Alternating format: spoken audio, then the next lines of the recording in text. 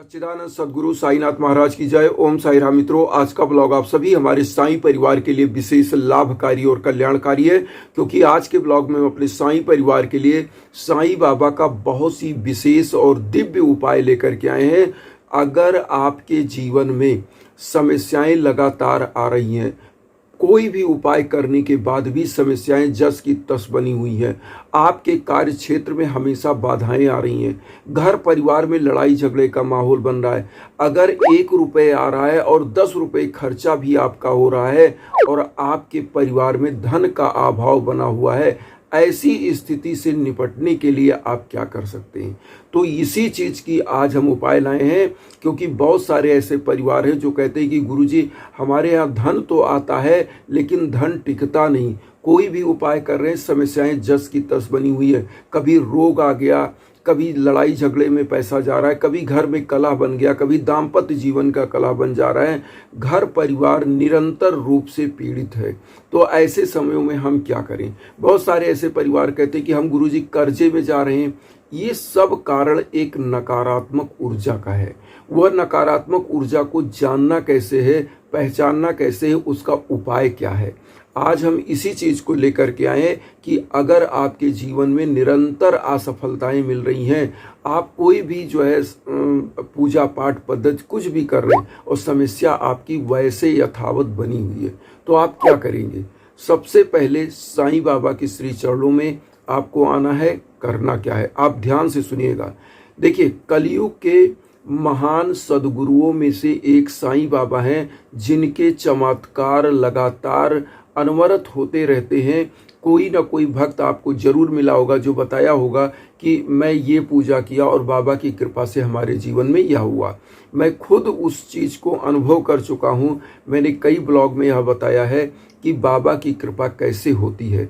देखिए, बाबा का 11 वचन पहले तो जान लीजिए, जो बाबा ने अपने मुखार बिंदु से बताया था।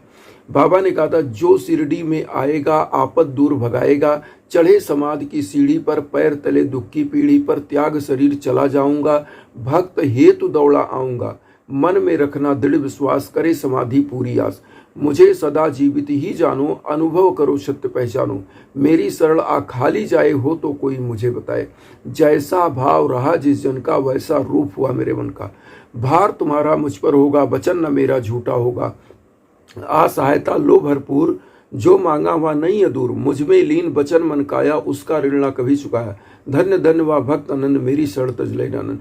तो बाबा ने अपने जीवन काल में 11 वचन, जो कि हम बार बार कहते हैं कि हजारों टन सोने से ज़्यादा है, जिसको हम किसी से तुलना नहीं कर सकते, सोना हीरा जवाहरात से भी नहीं कर सकते, क्योंकि बाबा के इस 11 वचन में रहस्य छुपा है। मैं आपको बताऊं, इसी चीज़ को लेकर के आज हम आपको उपाय बता रहे हैं। देखिए, जब भी जीवन में भीषण संकट आए, केवल 3 बृहस्पतिवार का आज हम उपाय लेकर के हैं। 3 बृहस्पतिवार, तीनों बृहस्पतिवार क्या क्या करना है। देखिए, प्रथम बृहस्पतिवार आपको जब पूजा करनी है तो क्या क्या लेना है, ध्यान दीजिएगा, फिर हम द्वितीय तृतीय ऐसे बताएंगे। प्रथम बृहस्पतिवार जिस दिन पूजा स्टार्ट करनी है, आपको अपना संकल्प, जो भी समस्या आपके जीवन काल में है, चाहे आपके संतान की प्राप्ति नहीं हो रही है, या दाम्पत्य जीवन का कष्ट चल रहा है, या बिजनेस में घाटा चल रहा है, या युवा बच्चे बच्चियाँ उनकी शादी ब्याह नहीं हो पा रही है, या आपके जीवन काल में कोई ऐसी घटनाएं या ऐसा रोग आ रहा है जो निरंतर आपको घेरे है, आपका पैसा उधर जा रहा है, या घर में अर्थ की कमी है, धन नहीं आ रहा है, तो इन तीनों बृहस्पतिवार में क्या करेंगे, ध्यान दीजिएगा। सबसे पहले आपको पहले बृहस्पतिवार को एक नारियल लेना है, एक पीला पुष्प लेना है, घी का दीप लेना है, धूप बत्ती लेना है, 1 लोटा जल, आपको इतना लेकर के बाबा को पीले आसन पर, अगर छोटा सा फोटो हो, बाबा की मूर्ति हो छोटी सी, उसको पीले आसन पर स्थापित करें। श्रद्धा और सबरी के साथ आप बैठ जाएं, नहा धो करके पीले आसन पर आप भी बैठिएगा, क्योंकि आसन होना बहुत ज़रूरी है। मैं ये भी बता दूं, क्योंकि जो ऊर्जा आप संग्रहण करते हो अपने शरीर में, जब बाबा का मंत्र जाप करते हो तो होता क्या है, अगर आपके नीचे आसन नहीं तो उस ऊर्जा का पृथ्वीकरण होता है, ऐसा आध्यात्म में बताया जाता है। तो आपको अपने नीचे भी एक आसन बिछाना, उस पर बैठना है। बैठ करके आप एक माला जाप करेंगे एक मंत्र का। मंत्र क्या है हम आपको बता दें, सबसे इजी मंत्र ओम साई राम करिए, या साईं बाबा का साईं गायत्री महामंत्र आप कर लीजिए। ओम शिरडी वासाय विद्महे सच्चिदानंदाय धीमहि तन्नो साईं प्रचोदयात्। इस मंत्र का आप एक माला जाप करेंगे, जिसको हम स्क्रीन पर भी दे रहे हैं। इस मंत्र का आप एक माला जाप करिए या ओम साई राम का एक माला जाप कर लीजिए। इस मंत्र को करने के बाद आप जो नारियल एक लिए हैं, इसको बाबा के श्री चरणों में चढ़ाइए और पीला पुष्प बाबा को अर्पित कर दीजिए मंत्र पढ़ने के बाद। और घी का दीप तो पहले ही प्रज्वलित कर देंगे, धूप बत्ती। अच्छा, एक चीज़ और यहाँ पर ध्यान दीजिएगा, जो पूजा आप डेली की करते हैं वह पूजा आप कर लेंगे, तब यह आपको प्रक्रिया करेंगे जो आप मंत्र जाप का। क्योंकि डेली जो आप पूजा करते हैं, साईं बावनी, साईं चालीसा, साईं आरती, 11 वचन, तो यहाँ पर एक चीज़ और बताएं, इस मंत्र जाप करने के बाद 11 वचन 11 बार बोलिएगा और साईं बाबा को आप पीला पुष्प का हार, उसके बाद अगर हार नहीं चढ़ा सकते, छोटी सी मूर्ति है, तो पीले पुष्प की माला को ऐसे राउंड शेप में करके बाबा के सामने रख दीजिए। तो वो भी उनकी श्रद्धा के साथ रखते हैं, तो वो भी समझिए बाबा ने वर्ण कर लिया। बाबा के श्री चरणों में आपने रख दिया। अब घी का दीप जलाया हुआ है आपने, धूप बत्ती जलाया, एक लोटा जो जल रखा है चारों तरफ छिड़क लीजिए। छिड़कने के बाद इस लोटे जल को रखिए, दीप को जलते हुए रखिए, धूप बत्ती को भी थाली में ही रख लीजिए, पूरे घर में दिखा दीजिए। नारियल को उसी दिन बाबा के सम्मुख फोड़ करके भोग लगा दीजिए, पूरे परिवार में बांट दीजिए, एक एक लोगों को खिला दीजिए। बहुत सारे ऐसे होते हैं जिनके परिवार में कुछ लोग नहीं बिलीव करते, नहीं खाते हैं, तो उनको मत दीजिए, कोई दिक्कत नहीं। आप ही मत सोचिए कि एक नहीं खाया तो कोई दिक्कत नहीं है। आप अकेले खा सकें उतना खा सकें, कुछ लोग और हैं वो खा सकें, कुछ बाहरी लोगों को दे सकें तो दे दें।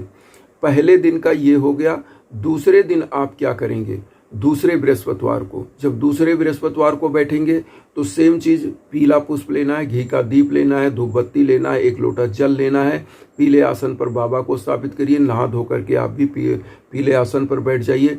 बाबा को कुमकुम तिलक जरूर लगाइएगा, पहले दिन भी और सभी दिन। कुमकुम तिलक वो वाला जो केसर युक्त हो, जो पीला हो, वो वाला चंदन लगाना है बाबा को। ये लगाइए, खुद को लगाइए। और उसके बाद आप क्या करिएगा कि उस दिन आप मिश्री ले लीजिएगा। मिश्री आती है, आपने देखा होगा, जैसे चीनी होती है ना, शुगर, बड़ा बड़ा दाना होता है, मिश्री उसको कहते हैं, वो मिश्री ले लीजिएगा। मिश्री 100 ग्राम, 1 पाव, जो भी आप भोग लगा सके उतना ले लीजिएगा। और उसके बाद आपको करना क्या है, बाबा को पीले पुष्प अर्पित करिए। और जो मंत्र हमने बताया यही मंत्र तीनों में चलेगा, लेकिन चढ़ावा अलग अलग होगा। क्योंकि पहले दिन आपने नारियल चढ़ाया है और दूसरे दिन आपने मिश्री चढ़ाना है, तो मिश्री चढ़ाना है। और वही मंत्र ओम सच्चिदानंदाय धीमहि तन्नो साईं प्रचोदयात् मंत्र का, जो साईं बाबा का महामंत्र है, या ओम साई राम, इस मंत्र में से कोई मंत्र आपको जाप करना रहेगा। तो ये मंत्र आपको ध्यान देना है और इस मंत्र को आपको जाप करना रहेगा। एक माला डेली की जो पूजा करते हैं, साईं बाबा का 11 वचन 11 बार बोलना है। लोटे का जल छिड़किए अपने तरफ, चारों तरफ, फिर वही धूप बत्ती और वही जो आपने दीप रखा है थाली में रख के पूरे घर में पानी छिड़किए, दीप को दिखा दीजिए। और मिश्री जो बाबा को भोग लगाया है, खुद पूरे परिवार को खिलाइए, खुद खाइए और बाहरी लोगों को भी बांट दीजिए। ये करने से, जानते हैं, मिश्री का अगर आप भोग लगाते तो आपकी संतान की जो बाधा, शादी ब्याह की बाधा भी दूर होती है। और मिश्री जो है सबसे पवित्र माना जाता है। मिश्री का भोग लगाने से आपको नाना प्रकार की जो आपके कष्ट घेरे हुए हैं वह कष्ट दूर होता है और आपको सुख समृद्धि मिलती है। अब यहाँ तीसरे बृहस्पतिवार को आपको क्या करना, ध्यान दीजिएगा। तीसरे बृहस्पतिवार को पीले फलों का भोग लगाना है और प्रोसेस सेम रहेगा। बाबा को पीले आसन पर पीला फूल अर्पित करिए, एक लोटा जल रखिए, धूप बत्ती और घी का दीप जलाना है। पूरे घर में ऐसे ही दिखाना है। मंत्र वही रहेगा, ओम शिरडी वासाय विद्महे सच्चिदानंदाय धीमहि तन्नो साईं प्रचोदयात्, या ओम साई राम मंत्र का एक माला जाप करिएगा। इसके बाद आप पीला फल जो भोग लगाए हैं उसका बाबा को भोग लगाने के बाद पूरे परिवार में वितरण करिए, कुछ गरीबों को वितरण करिए। लास्ट तीसरे दिन आपको एक काम करना रहेगा, किसी भी अगर आसपास साईं मंदिर है तो जरूर जाएं, नहीं संभव तो कोई बात नहीं, घर पर खिचड़ी बना करके कुछ बच्चों को ही बुला करके खिला दें या बाहरी लोगों को जो आपको लगे कि निर्धन है, असहाय है, उनको खिला दें। घर परिवार भी खिचड़ी का भोग लगाएं। लास्ट वाले दिन शाम को आप ऐसा अवश्य करें। मंदिर में जाएं, बाबा का आभार व्यक्त करें, उनके श्री चरणों में आप प्रार्थना करें।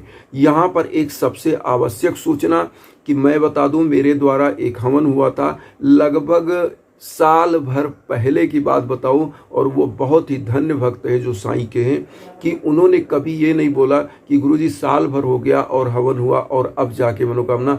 उनका बेटा मल्टीनेशनल कंपनी में हुआ, जिनको इतना बड़ा पैकेज मिला, मैं आपको बोलूँगा तो बिलीव नहीं होगा, लेकिन मैं उनका अमाउंट भी नहीं बोलना चाहता। बस ये ज़रूर बताऊंगा कि उस हवन से उनका कल्याण हुआ, जो रहने वाले झारखंड के हैं। और मैं उन सभी साईं परिवार से यही कहूँगा कि ऐसे ही निरंतर आप तरक्की करें और निरंतर आप आगे बढ़ें और बढ़ते जाएं। तो एक तो ये हुआ। एक और सूचना जो आई है छत्तीसगढ़ से, छत्तीसगढ़ की सूचना मैं बताऊं, उन्होंने बताया कि उनको संतान की प्राप्ति हुई, और ये जो है संतान की प्राप्ति बाबा की कृपा से हुई है। मैं तो माध्यम हूँ। आप सभी लोग इसी प्रकार से खुश रहें, सुखी रहें। आप सभी लोगों से एक चीज़ और कहूँगा कि जीवन में जब भी भीषण बाधाएं, कोई कष्ट आए, तो यज्ञ याजन के लिए हमारे इंस्टाग्राम पर आप संपर्क कर सकते हैं। हमारे लायक जो भी संभव होगा दिव्य हवन के लिए हम हमेशा आपके लिए तत्पर हैं, तैयार हैं।